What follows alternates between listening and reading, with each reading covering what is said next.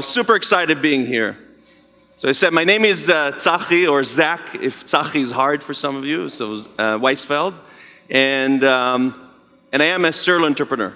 I've been an entrepreneur most of my life.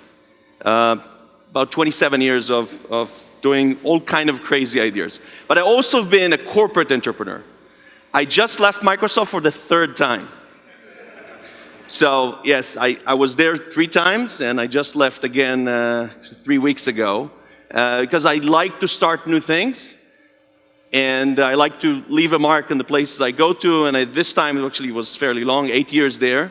And I'm going to share with you some of the magic I think we did inside Microsoft for trying to reinvent the company, especially when it comes to working with startups and working with startups all over the world.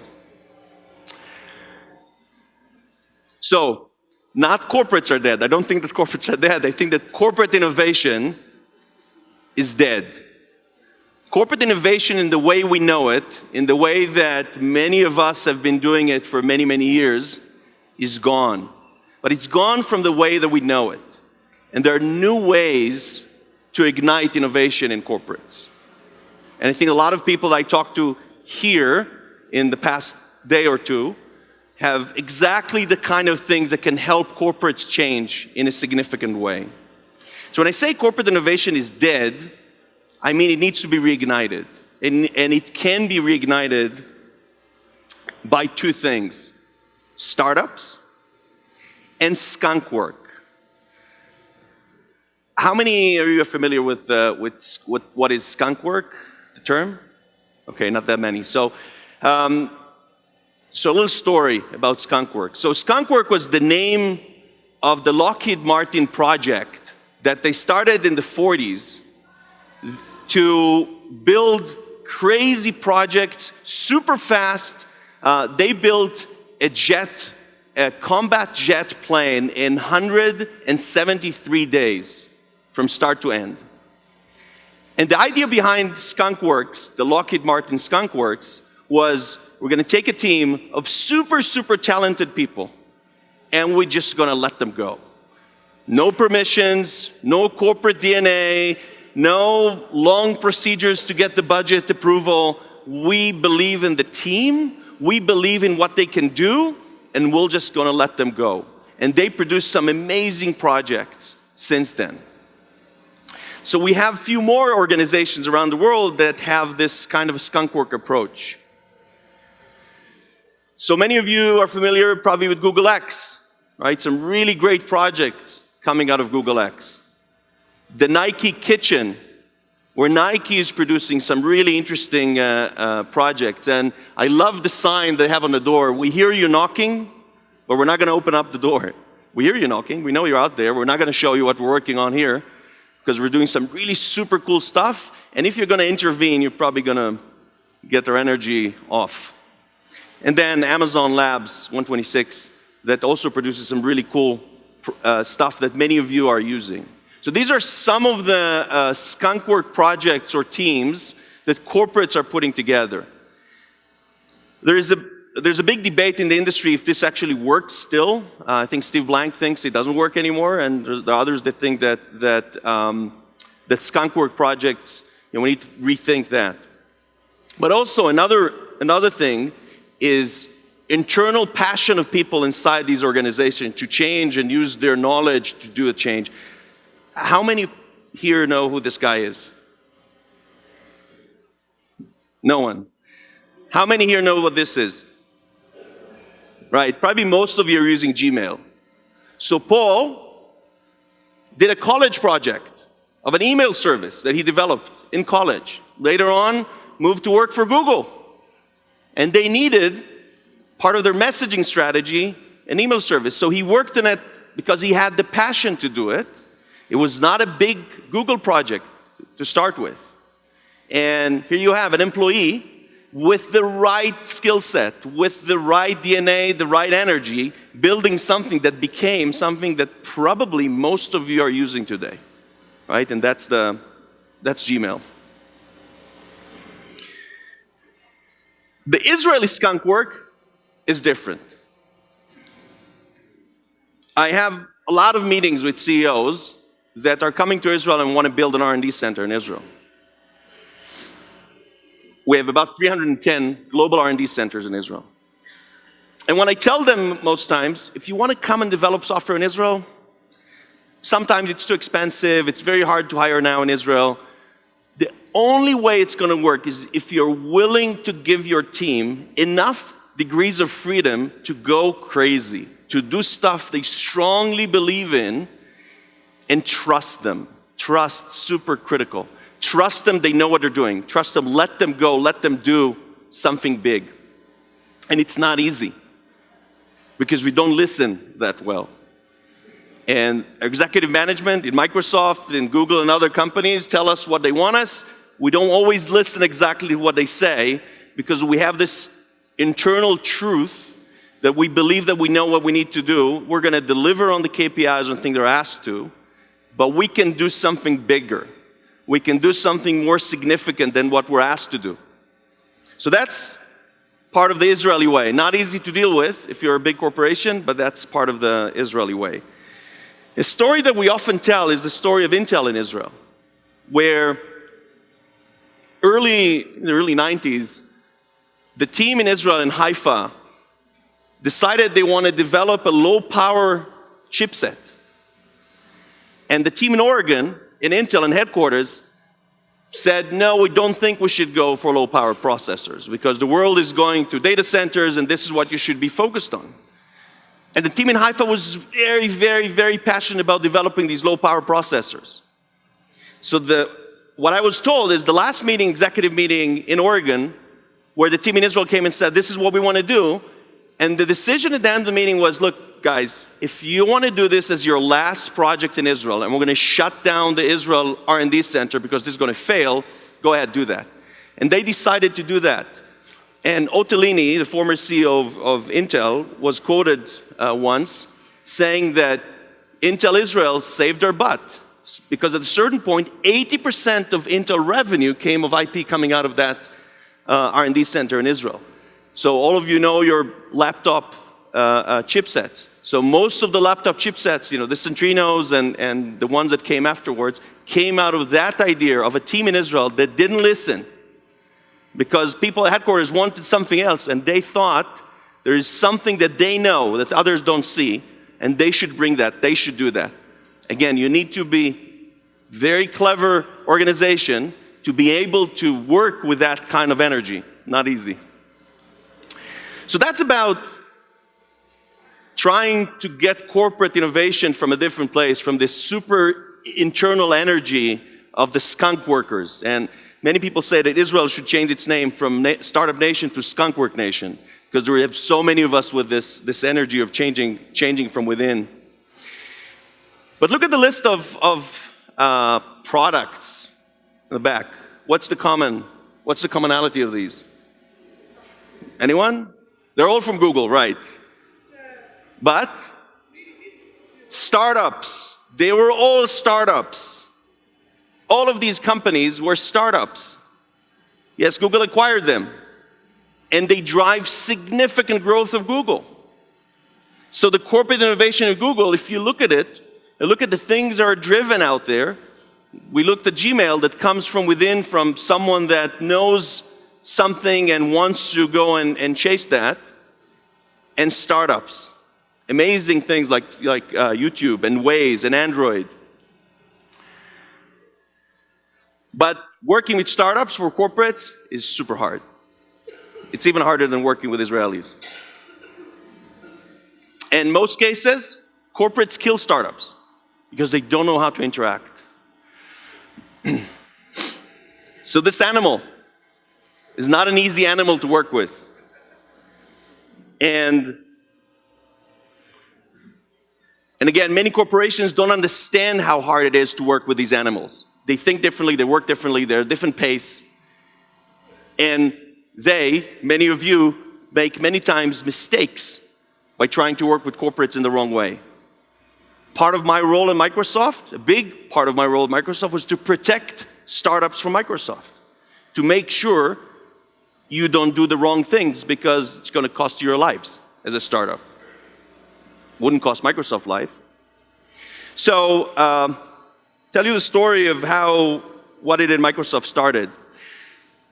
So I rejoined Microsoft, let me go back for a second. So I rejoined Microsoft about 8 years ago. And I was hired to do two things. I moved back from Silicon Valley to Israel, and I was hired by the Microsoft Israel R&D Center to get acquisitions going, because we believe that we will grow in a non-organic way. Just for you to know, in the past couple of years, Microsoft Israel R&D grew 25%, where Microsoft generally shrunk. And it's grew through 7 acquisitions, fairly significant. So I was hired to connect Microsoft to startups and to create acquisitions.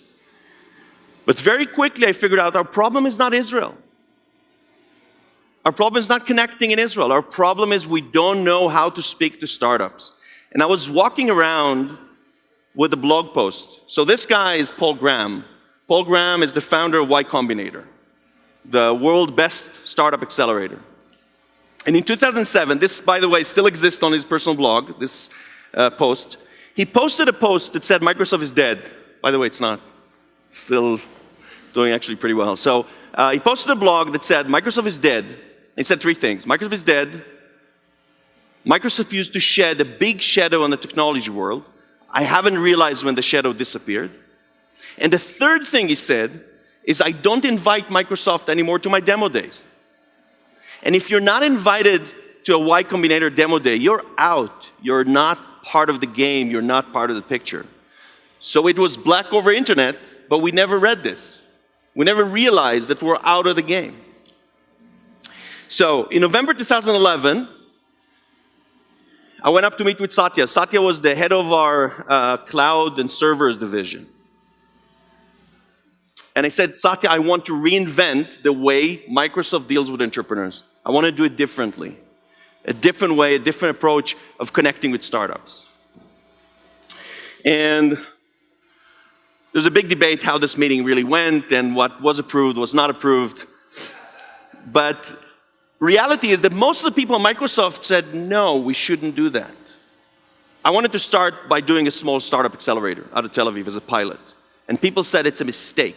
You shouldn't do it. People inside Microsoft thought it's a mistake. I'm going to give Microsoft a bad name because we don't know how to do it. We should probably hire Techstars or someone like that.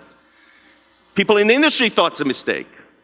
So the first thing I did, I called up David Cohen, the founder of Techstars. I said, hey, it's about time to come to Israel. Let's open up an accelerator. And David said, not now, it's not the right time, it's not the right funding model, etc. I went to people in the industry. Yossi always said yes. Yossi always says yes for the craziest idea you can. Yossi would say, go ahead, do it. But there are other people. So Yaniv, a good friend of mine, a VC in Israel. And Yaniv told me 2 things. He said, not a single entrepreneur in his right mind would want to join a Microsoft accelerator. And the second thing he said, if they're going to join a Microsoft accelerator, I'm not going to invest in them because they made a mistake. They just show me they're not smart entrepreneurs. And he's a friend. I have to say that Yaniv, at our second demo day, wrote a blog post that says that he's looking for a hat to eat because he was an idiot, so that was nice of him. And then there were people that were super supportive of it. You know, Yossi is one. Yossi was there when we opened the first accelerator. My boss at Microsoft, Yoram Yacobi, a super amazing guy, the most optimist and passionate person that I know. And what Yoram, as my manager at Microsoft, said, he said, look, I don't understand what you're talking about. You've been blabbering about this startup accelerators for a long time, but you have a very unique passion in you. You have a light. I don't want to turn that light off. I'm going to support you and I'm going to believe in you. Go and do this. Even though we're a big corporate, go and do this. And this is how we started. So we started the first accelerator in April 2012 out of the Microsoft R&D site in Israel. It was not an easy start. Now we have 8. So the Microsoft now called Scale Up program, we opened up, so 2 months after we did Tel Aviv, we opened up Bangalore and Beijing. Now we have Shanghai, Berlin, London, Seattle, Tel Aviv, and we just opened up Sydney. I know the question about Guatemala, but I'm no longer there, so they should do it. I'm not there. But did it work? Because you can open up locations and it may not have worked well. So the program was awarded for 5 years in a row as the best program in China. Out of 5,000, well, 5,000 is a 2-month-old number, probably 5,500 accelerators in China, the #1 program. Fortune named us the #1 ecosystem builder in India, and by far the #1 accelerator in Tel Aviv. So it worked out pretty well. 760 companies went through the program. They raised $3.6 billion, 54 exits, 5 IPOs. So it's only second to Y Combinator when it comes to the results of that program. And again, remember, this, thank you. And this is where no one believed we can do it. No one believed that Microsoft can do it. I'll tell you the secret at the end. What were the secrets that made it happen?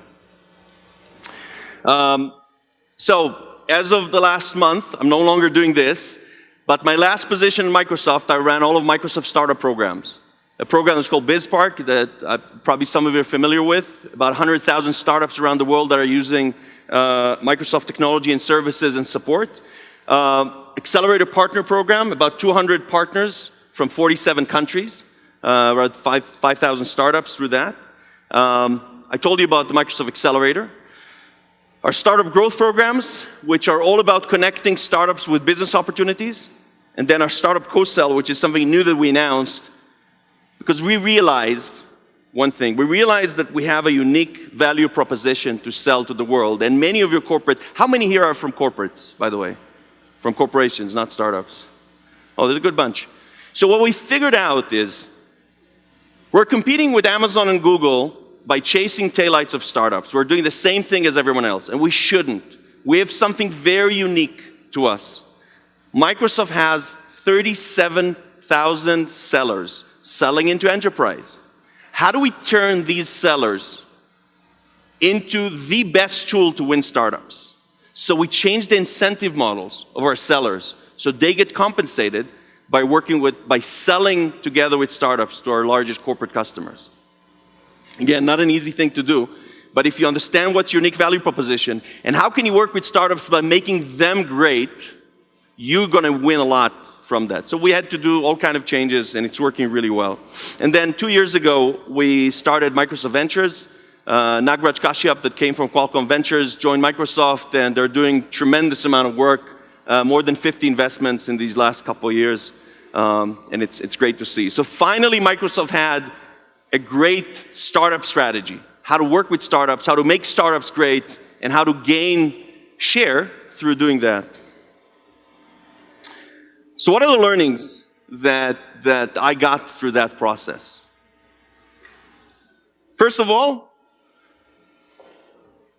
corporates are not dead. You need to teach them new tricks. There are new ways to interact with the world, and you have to learn these ways. It doesn't work by the old way. And when I hear every time, when I meet some of the corporations I work with, and they tell me, no, we need exclusivity. No, exclusivity is gone. Why would we help? Because we bring more value to them, and other people are going to gain from that value. So what? You're going to gain a lot in the process. So definitely need to learn new tricks. Do good. Give first. This is, again, not easy for a corporation to understand. What does it mean you're not paying me? What does it mean you're not my customer? Why would I help you if you're not my customer? Guess what? You're going to gain a lot. But give first. Do good. I think always something good to do. Think about the entrepreneurs first and the corporate second. Again, super hard to do.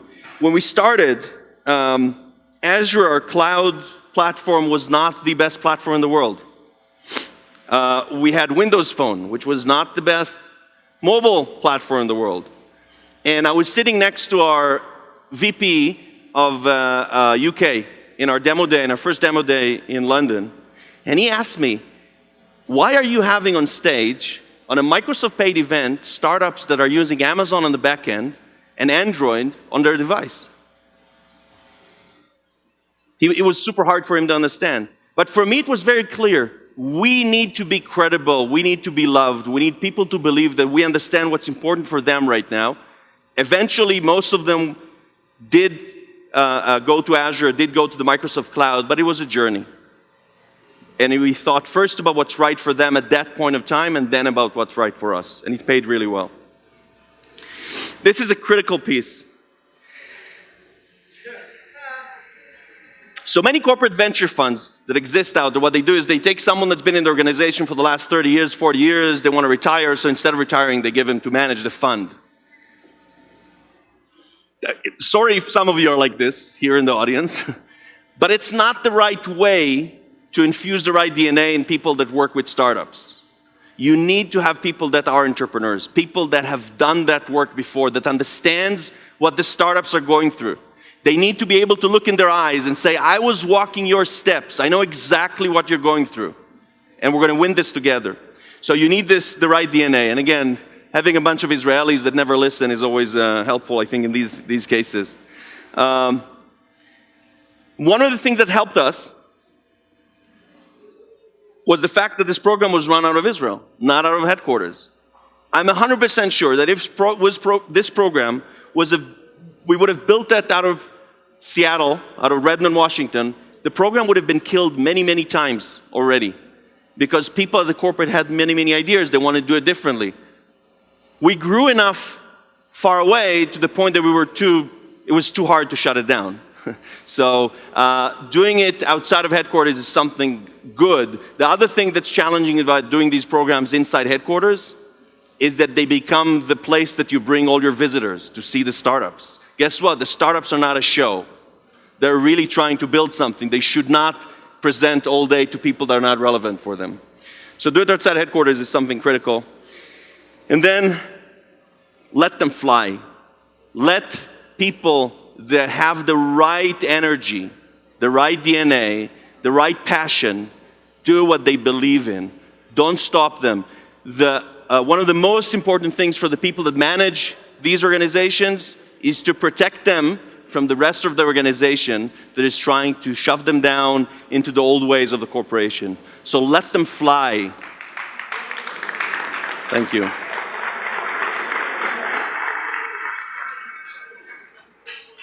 So, is corporate innovation dead? Yeah, it's dead in the way we know it. But corporate innovation could be reignited. It could be reignited through you guys, through startups. If the corporates here in the room would understand there's a great way to work and help you guys grow and grow together. So thank you very much.